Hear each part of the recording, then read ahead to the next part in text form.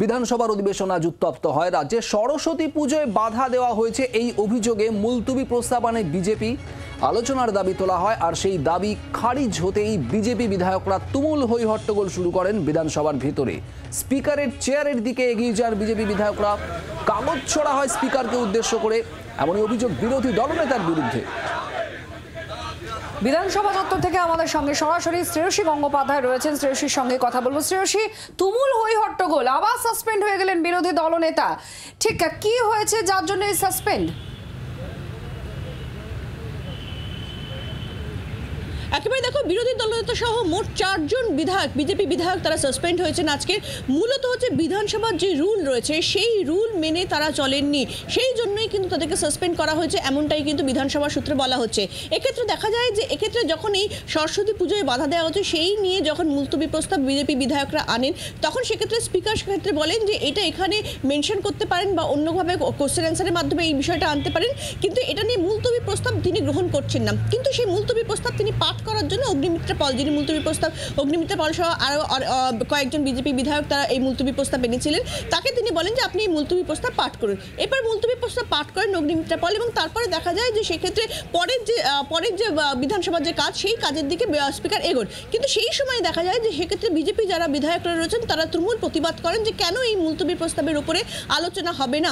এবং সেই সময় একসময় দেখা যায় যে বিরোধী দলনেতা তিনি হাতের যে কাগজ, সেই কাগজ তিনি যে হাউসের যে বিজনেস সংক্রান্ত যে কাগজ সব বিধায়কদের দেওয়া হয়ে থাকে, সেই কাগজে কিন্তু কার্যত তিনি টুকরো করে করে স্পিকারের চেয়ারের দিকে এগিয়ে যান এবং সেখানে কিন্তু গিয়ে তিনি সেটা ছুঁড়ে ফেলেন। এবং তারপরে বিজেপি অন্যান্য বিধায়কদেরও দেখা যায় কিন্তু কার্যত তারা তাদের জায়গা থেকে কিন্তু দেখা যায় যে সেই ক্ষেত্রে তারা যে কাজের যে পেপারগুলো রয়েছে, অর্থাৎ বিজনেস যে পেপারগুলো রয়েছে, সেই পেপারগুলো তারা কুচি কুচি করে সেখান থেকে তারা একেবারে নিজের চেয়ার থেকে তারা ছিঁড়ে তারা উড়িয়ে দেন। এবং এরপরেই কিন্তু কার্যত এরপরে তারা প্রবল বিক্ষোভ দেখান এবং স্লোগানিং করেন, এবং শেষ পর্যন্ত তারা সেক্ষেত্রে বিধানসভা কক্ষ ত্যাগ করে বাইরে বেরিয়ে আসেন।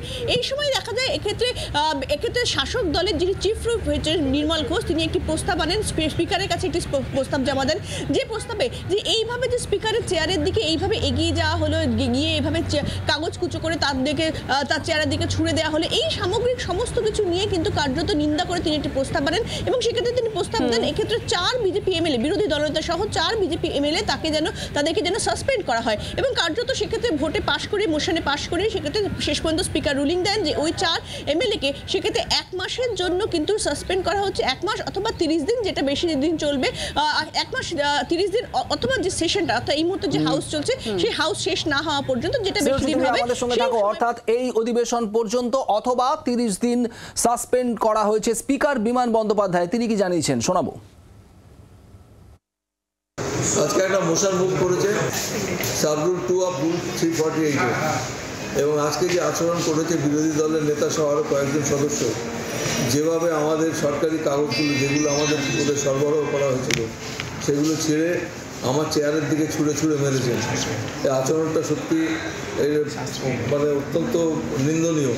সেই মর্মে আজকে একটা মোশন এনেছেন আমাদের শ্রী নির্মল ঘোষ, এবং নির্মল ঘোষের বক্তব্য হচ্ছে ওদের এই আচরণের জন্য ওদের 30 দিন, আগামী 30 দিন বা সেশন শেষ হওয়া পর্যন্ত সাসপেন্ড করা হোক।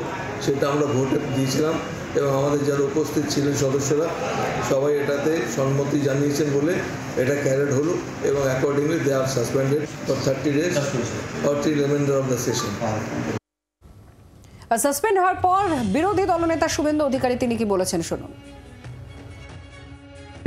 এই সরকারের বিরুদ্ধে স্লোগান দিয়েছি, আমি লিডার অব অপোজিশন, আমি দায়বদ্ধ আমার এমএলএদের টিমকে লিড করার।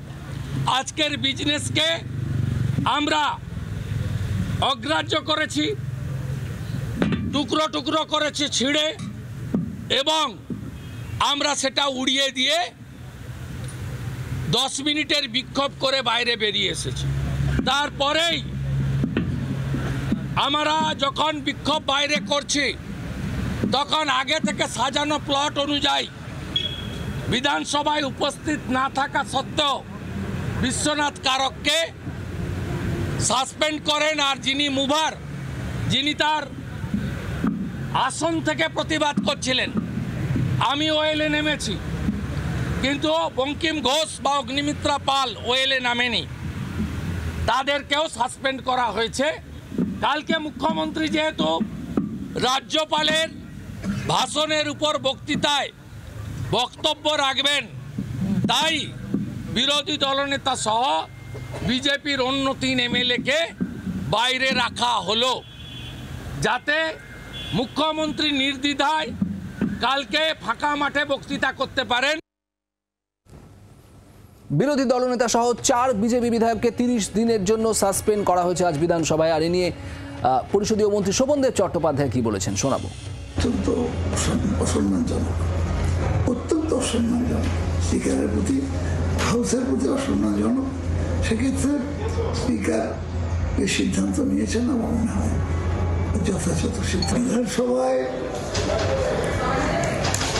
একটু আধটু বিক্ষোভ, চিৎকার চেঁচামেচি হয়েই থাকে, সেটা নিয়ে আমি কিছু বলতে চাই না।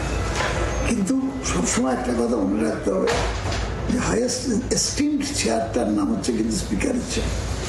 অত্যন্ত সম্মানীয় চেয়ার। সংসদীয় গণতন্ত্রে স্পিকারের চেয়ারটা অত্যন্ত গুরুত্বপূর্ণ। সেক্ষেত্রে শুভেন্দু যেটা করলো বা তার লোকেরা যেটা করলো, সেটা স্পিকারের চেয়ারের দিকে ছুটে গিয়ে মানে হেঁটে গিয়ে কাগজগুলো ছুঁড়ে দিলেন ওনার দিকে। সেটা তার শুধু ওই বসে থাকলেই সাসপেন্ড করলে তখন সেই কথাটা মানাতো। নির্বাচন অ্যাকশন, ও তাড়াতাড়ি করে কাগজ ছিঁড়ল, কাগজ ছেড়ে হেঁটে হেঁটে গেল, গিয়ে সোজা স্পিকারের দিকে ছুড়ে দিল। এটা তো যথাযথ নয়।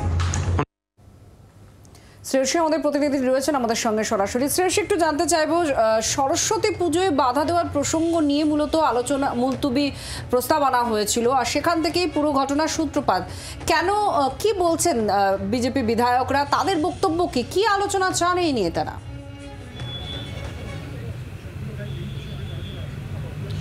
দেখো, এক্ষেত্রে মূল যে মুলতবি প্রস্তাব আনা হয়েছিল বিজেপির পক্ষ থেকে, সেই মুলতবি প্রস্তাবে কিন্তু যেটা বলা হয়েছিল যে এক্ষেত্রে সরস্বতী পুজো সব জায়গায় ঠিকভাবে হতে দেওয়া হচ্ছে না, সেই জন্যই কিন্তু তারা বিবৃতি দাবি করে তাদের পক্ষ থেকে এই মুলতবি প্রস্তাব আনা হয়েছিল।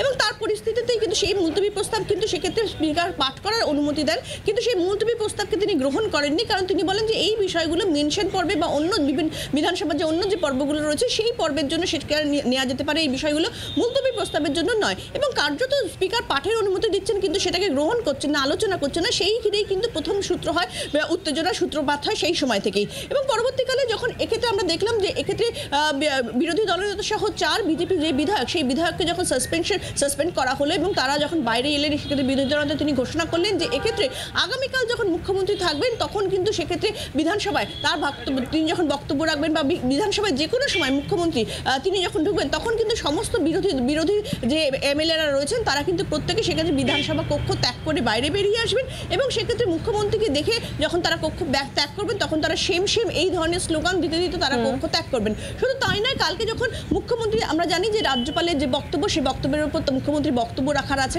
আগামীকাল। এবং সেই সময় কিন্তু যেটা বিরোধী দলনেতা বলছেন যে সেই সময় যখন মুখ্যমন্ত্রী ভেতরে বক্তব্য রাখবেন, তারা কালকে দুপুর 12টা থেকে বিধানসভার যে মেন গেট, সেই মেন গেটের সামনে বসে তারা অবস্থান করবেন। এবং মুখ্যমন্ত্রী যখন ভেতরে বক্তব্য রাখবেন তখন বিরোধী দলনেতা তিনি বাইরে বক্তব্য রাখবেন। ফলে সামগ্রিকভাবে আগামীকাল স্পষ্টত আজকে যে পরিস্থিতি তৈরি হলো এবং সেই পরিস্থিতির নিরিখে যে সিদ্ধান্ত, সেই সামগ্রিক সমস্ত কিছুর নিরিখে কিন্তু আগামীকালও বিধানসভার অধিবেশন কিন্তু উত্তপ্ত হতে চলেছে, সেটা বোঝাই যাচ্ছে। ধন্যবাদ শ্রেয়সী, আমাদের প্রতিনিধি ছিলেন আমাদের সঙ্গে। আর এই সরস্বতী পুজোতে বাধা দেওয়া হয়েছে তা নিয়ে মুলতবি প্রস্তাব আলোচনার দাবি, আর তা নিয়ে শুভেন্দু অধিকারী তিনি কি বলেছেন শোনাবো।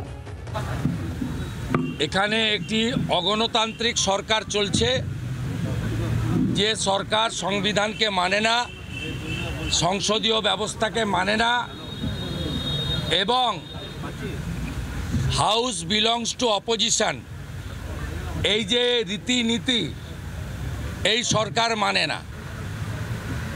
আমরা দাবি করেছিলাম মা সরস্বতী দেবীর আরাধনায় এবারে যে নজিরবিহীন জিহাদি হামলা, ভাবে হাইকোর্টের দ্বারস্থ হওয়া, যেভাবে সশস্ত্র পুলিশ আইপিএসদের নেতৃত্বে উপস্থিত থেকে সরস্বতী পুজো, শ্রীপঞ্চমী পুষ্পাঞ্জলি শিক্ষা প্রতিষ্ঠানে পালন করা হয়েছে এবং বাধা দান হয়েছে, এ নজিরবিহীন। এবার শোনাবো পরিষদীয় মন্ত্রী শোভনদেব চট্টোপাধ্যায়, তিনি কি বলেছেন। হিন্দু ভোট পাওয়া পলিটিক্স হচ্ছে, হিন্দু ভোট পাওয়া পলিটিক্সের জন্য উনি বললে উনি অজস্র কথা বলতে পারেন, আমি সে ব্যাপারে কোনো কিছু বলবো না। কিন্তু একটা কথা পরিষ্কার যে ওদের মানে RSS এর সর্বাধিনায়ক যিনি আসছেন, ওরা আর কি টোটাল বুঝে গেছে যে সাধারণভাবে সাধারণ মানুষের ভোটে জিততে পারবে না। অতএব একটা মানে পোলারাইজেশন করতে হবে, একটা মৌলবাদী রাজনীতির মধ্য দিয়ে আর জেতার চেষ্টা করছেন, সেটা কোনো সফল হবে না। বাংলার আওয়াজ, বাঙালির আবেগ, জি 24 ঘন্টা।